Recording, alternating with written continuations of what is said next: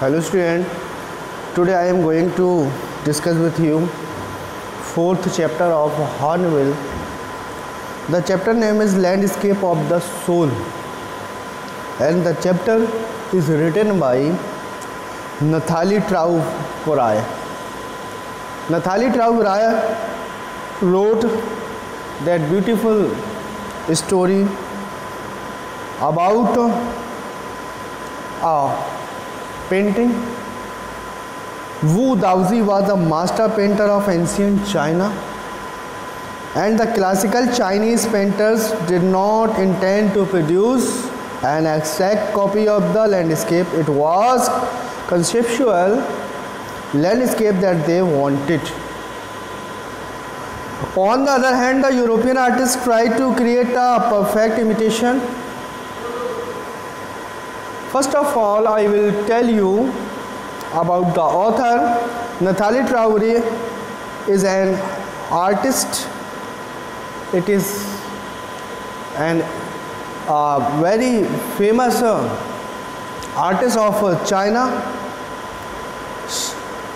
She was born 2nd February 1975 at Buenos Aires in Argentina.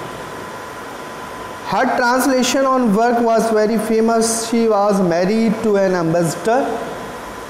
She is called Tini as her nickname. She likes painting. Now start the video. A wonderful old tale is told about the painter Wu Daozi, who lived in the 8th century. 8वीं शताब्दी के बाद है एक वू दाउजी नाम का एक painter था जिसके बारे में ये कहानी बताई जा रही है। 8वीं शताब्दी है, 21वीं शताब्दी चल रही है, 21st century, and the story is about 8th century. His last painting was landscape commissioned by the Tang Emperor Xuanzong to the decorate a place wall. उसकी जो अंतिम पेंटिंग थी, उसके जो अंतिम जो कलाकृति थी वो थी लैंडस्केप, और जो उसने वहाँ के एम्परर, वहाँ के सम्राट, वहाँ के राजा के टैंग ज़ुआनज़ोंग जिसका नाम था उसके लिए बनाई थी. इस पेंटिंग में दीवारों को, पैलेस की दीवारों को सजाना होता था. The master had hidden his work behind a screen, और उस मास्टर ने, उस कलाकार ने अपनी कृतियों को, अपनी कला को दीवार के पीछे, स्क्रीन के पीछे छिपा रखा था कि केवल राजा, केवल सम्राट ही उसकी इस कलाकृति को देख सकता है, अन्य कोई भी उसको देख नहीं सकता है. So only the emperor would see it, और केवल सम्राट ही उसे देख पाएगा.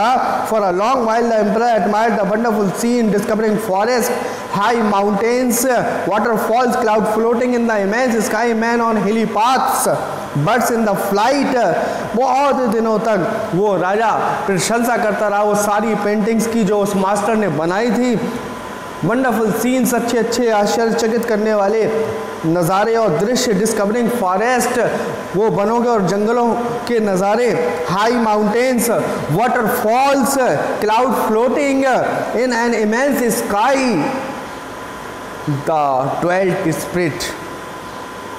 And look, Siri said the painter in this cave at the foot of the mountain. ये सारे नज़ारे, ये सारी चीज़ें, वो मास्टर उस एम्परर से कहता है कि देखो वो जो सीनरी है, उस सीनरी की जो पहाड़ियाँ हैं, उस पहाड़ी में एक गुफ़ा है, मैं तुम्हें उस गुफ़ा में ले जाऊँगा, मैं तुम्हें उस गुफ़ा के अंदर का नज़ारा दिखाऊँगा जहाँ पे मैं अपनी सारी पेंटिंग को कास्ट करता हूँ, बनाता हूँ. Look Siri and said painter in this cave the foot of the mountain, जो कि इस माउंटेन के फुट पर है, यानी कि सिरे पर है, किनारे पर है. ड्वेल्ट स्पिरिट, वहाँ पर एक आत्मा भी है. The painter clapped his hand and the entrance of the cave open. उस पेंटर ने ताली बजाई 2 बार, और ताली बजाने के साथ उस गुफा का जो दरवाज़ा था वो ऑटोमेटिक खुल गया. This the inside is splendid beyond anything words can convey. और अंदर इस तरह की पेंटिंग थी, इस तरह के नज़ारे थे कि संसार में और कहीं भी देखने को नहीं मिलते थे. Please let me show your majesty the way. Emperor ने कहा मुझे जो है वो रास्ता बताओ, वो सड़क बताओ जो उस माउंटेन के उस गुफा में ले जाती है जहाँ पर तुमने अपनी सारी पेंटिंग्स को बना रखा है, छिपा रखा है। The painter enter the cave, painter जो है उस केव में दाखिल होता है। But the entrance close behind him and before the astonished emperor could move और utter a word the painting had vanished from the wall.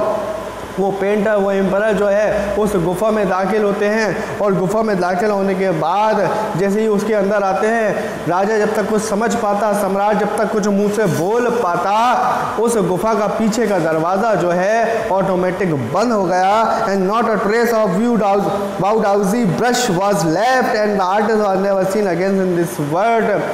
जैसे ही दरवाज़ा बंद हुआ, वो आर्टिस्ट, वो कलाकार और उस कलाकार का जो ब्रश था, जिसकी दीवारों पर जो है उसकी पेंटिंग छाई हुई थी, वो उस गुफा से गायब हो गई, बिल्कुल वैनिश हो गई। उसके ब्रश का एक कतरा भी उस दीवारों पर नहीं रह गया और वो संसार में वो पेंटर फिर कभी देखा भी नहीं गया। Such story played an important part in China classical education. इस तरह की कहानियाँ जो हैं चाइनीज़ एजुकेशन में बहुत इम्पॉर्टेंट रोल अदा कर रही हैं। उनके जो हिस्ट्री है, उनका जो क्लासिकल हिस्ट्री है, इसके बारे में उनको पढ़ाया जाता है। The books of Confucius and the जोंगरी are full of them.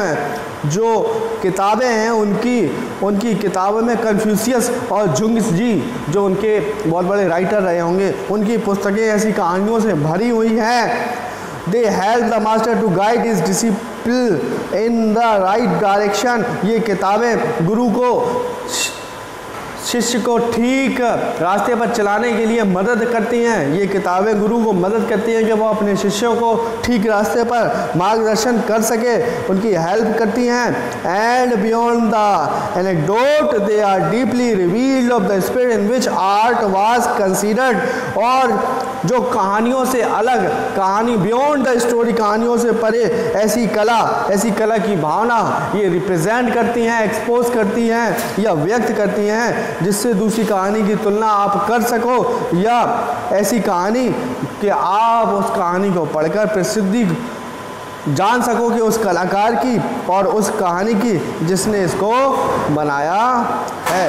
Contrast the story and another famous one about a painter who would not draw the eye of a dragon he had painted for fear it would fly out of the painting, with an old story from my native Flanders that I find more representative of Western paintings। जिसने, एक कलाकार ने जो painting की थी उसमें उसने dragon की आंखों को बनाया था। ऐसी आंखें जो कि अलग दिखाई दे रही थी। उस कलाकार ने ड्रैगन की जो आंखें थी उसको निकालने से, खींचने से मना कर दिया था, इस डर से कि अगर उस चित्र से उसकी आंखों को निकाल लिया जाएगा तो वो आंखें उड़ जाएंगी। और कह रहा है मेरे देश में फिलेंडर की एक पुरानी कहानी है जिसके साथ वेस्टर्न जो कलाकृति है, वेस्टर्न यानी पाश्चात्य जो चरित्र कला का प्रतीक है, उसकी मानता है, उसको माना जाता है। In 15th century, Antwerp, a master blacksmith called Quentin Metis fell in love with a painter's daughter। एक कहानी और है 15वीं शताब्दी की, आज से 500-600 साल पहले की कहानी है। 15वीं शताब्दी में माना जाता था एक एंटरवर्प नाम का एक व्यक्ति, क्विंटन मेटिस, जो कि एक लोहार था। उस लोहार को एक जो है एक चित्रकार की बेटी से, एक पेंटर की बेटी से, डॉटर ऑफ अ पेंटर, क्या हो गया था, लव हो गया था, यानी वो प्यार करने लगा था।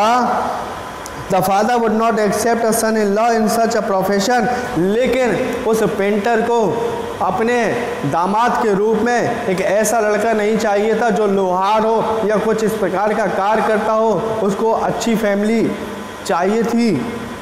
So Quentin sneaked into a painter's studio and painted a fly on his latest panel with such delicate realism that the master tried to sweat it away before the realized what had happened।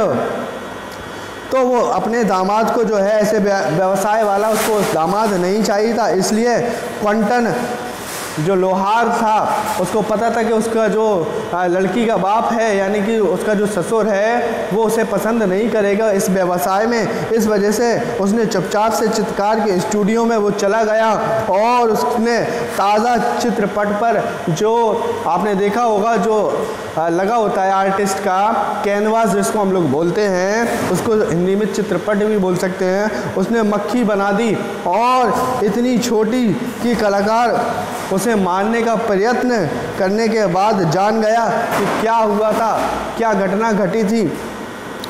उसने इस तरह का scene उसमें खींच दिया, बना दिया।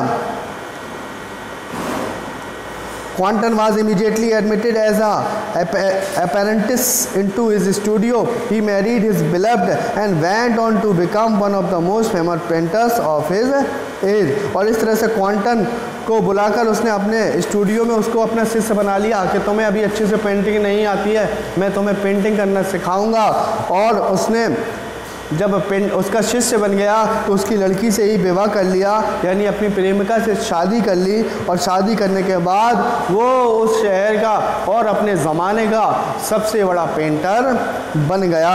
These two stories illustrate what each form of art is trying to achieve, a perfect illusionistic likeness in Europe, the essence of inner life and the spirit in Asia। ये दोनों कहानियाँ हमें बताती हैं, हमें दर्शाती हैं कि प्रत्येक कला का, प्रत्येक जो भी किसी प्रकार का जो कौशल है, जो टैलेंट है, जो स्किल्स हैं, प्रत्येक कला का अपना लक्ष्य प्राप्त करना ही उसका पूर्ण उद्देश्य होता है। हर कला चाहती है कि उसका लक्ष्य उसको प्राप्त हो, जिस तरह से उस कलाकार ने अपने लक्ष्य को प्राप्त किया था। The perfect illusionistic likeness in Europe, the essence of inner life and spirit in Asia। और इस तरह से यूरोप में परिपूर्ण पूर्णतया मायावी सादृश्य, एक ऐसी दुनिया जो जादुई है, एक ऐसी दुनिया जो अपनी तरफ अट्रैक्ट करती है, अपनी तरफ खींचती है। एशिया में आंतरिक जीवन तथा आत्मा का सतत्व किस तरह से माना जाता है। हमारे एशिया कॉन्टिनेंट में स्पिरिट का, सोल का एक बहुत ही अलग योगदान और बहुत ही अलग उसका स्थान है, इम्पोर्टेंस है। और लोग आत्मा को अपने जीवन में कहीं ना कहीं कनेक्ट रखते हैं, चाहे वो देवी देवताओं की बात हो या कोई भी जो है फिलॉसफी वाली बात हो, कोई भी दर्शन वाली बात हो। इसमें कहीं ना कहीं आर्टिस्ट और बहुत सारे जो कलाकार हैं स्पिरिट का जो है उनका कनेक्शन और अपने कला में उसका योग रखते हैं। That's end of the video today. I hope you like the video. If you have any problem please comment in the comment box. The remaining portion of this chapter will continue in the next video. The three paragraph of this chapter has completed and remaining portion we will continue in the next video. Thank you.